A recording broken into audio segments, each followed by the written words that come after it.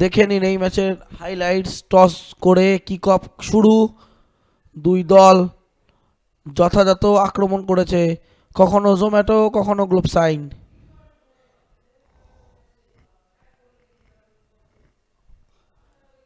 দ্বিতীয়ার্ধে শুরুতেই গোল তুলে নেয়, এই সেই গোল,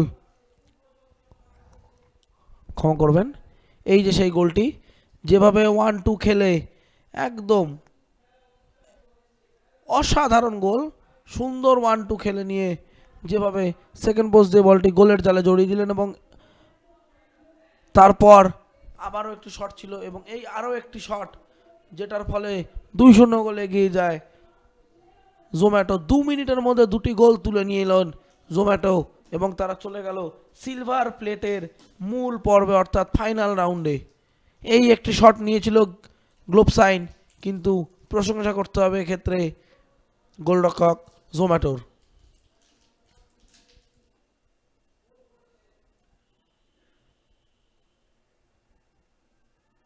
এখানে একটি শট ছিল, গ্রাউন্ডার ছিল,